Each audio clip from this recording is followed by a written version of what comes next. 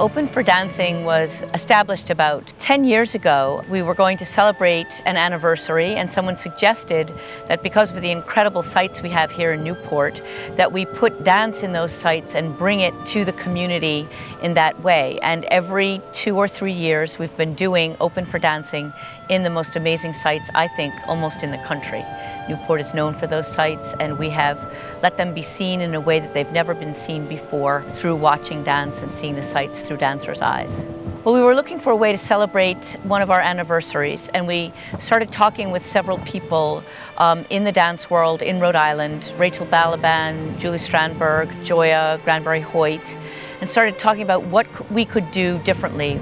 We're a huge collaborative company in the way that we work, and collaborating with specific organizations here that either oversee these sites or with specific people who own these sites.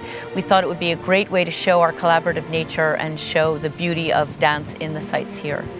So this year's Open for Dancing had 3 works, one by Zach Morris, who chose Fort Adams, which is an incredible site, and many of our choreographers have chosen that site, and each one that has gone in there has chosen a different portion of the fort to make their dance. And his dance was about the people that may have inhabited the fort and how they worked and how they lived together in the fort and created a support network in the fort for each other and sort of a bastion of support in defense of the fort. It was just amazing, very moving and touching. Marta Renzi made a piece for the Yew Forest at the Bird Sanctuary here in Middletown, the Norman Bird Sanctuary, and it was amazing also because it was in a great thicket of woods, and the audience progressed through the woods and saw various scenes of fairy tales, not specific fairy tales, but sort of made-up characters, ethereal characters, from wolves to young maidens and everything else traipsing through the woods to make her dance, and it was really incredible. And Christine Sandorfi, a dancer with the Island Moving Company, made a piece for a gorgeous tree at Bellevue House in Ron Fleming's garden here in Newport. She hung ropes and trapeze swings from the boughs of an incredible beech tree and made a piece that was just miraculous with French horn and piano accompaniment.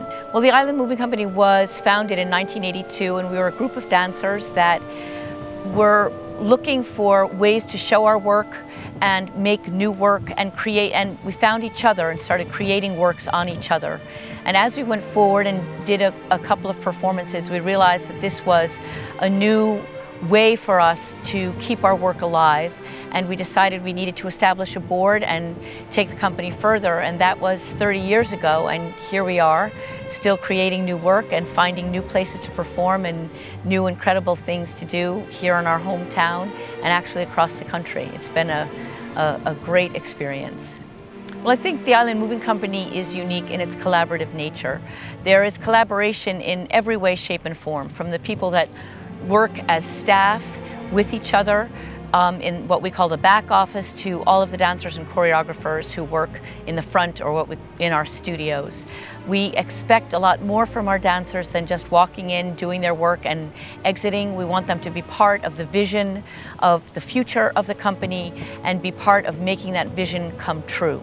We establish different kinds of relationships among the dancers and our staff, so all of us together are creating a new culture and a new model of how to work together and bring the company forward. I believe that this is the reason that the Island Moving Company has survived through these really harsh economic times. What was unique this year over other years was the amount of participation from the community for me and their investment in the pieces that they were working in. It's always been amazing, but this year there were vast numbers of people, from young children ages 7 through teen dancers to adults in their 60s and 70s, and it was just an amazing coming together of a great community of people to make incredible art. Well, Marta Renzi is from New York, so is Zach Morris. Marta Renzi had made a dance film on the students at Rhode Island College. She's actually quite well known, so my executive director, Dominique Alfandre, knew about her. We had seen the film that she made on the dancers at Rick, And Dominique started having a conversation with her about whether she would want to come and create something here in Newport. She turned us on to Zach Morris, and Christine Sandorfi, our dancer, had worked in Ron Fleming's garden previously last year, saw that incredible tree and said, this is what I want to do. I want to make something here. So that's how it came about. Well, they're always amazing, these choreographers. I can't believe how patient and kind they are to the community members that come in to work with them, how clever they are at solving problems in their specific sites, just on the spur of the moment, making decisions and making incredible artistic finds that just enhance the way their pieces go. It's just an amazing experience for everyone who participates. What were some of the challenges that you faced with this festival? Well, this year it was primarily weather. We had really hot, humid, sticky weather, then pouring down rain. 3 choreographers lost their ability to rehearse on their 3rd day of rehearsal because they were completely rained out. We were fearful that both Saturday and Sunday performances would be washed out as well, but it turned out that it just became very overcast, and after using a wet vac to vacuum up huge puddles, everything went forward. This year's festival was amazing, not only in numbers of people that participated, but in the numbers of audience members that came to see the performances.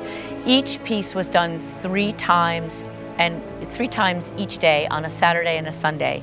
And yet, there were several times that at the last performance, there were so many audience members there to see the pieces that we had to show the piece twice. And that happened both on Saturday and Sunday, and at 2 sites, which was just an amazing thing that many people came out. And it's just such a wonderful gift to be able to give to the community. This is free and open to the public, and it makes us feel great inside to be able to open our doors, let the public in, and let them view something so amazing that they wouldn't ordinarily get to see.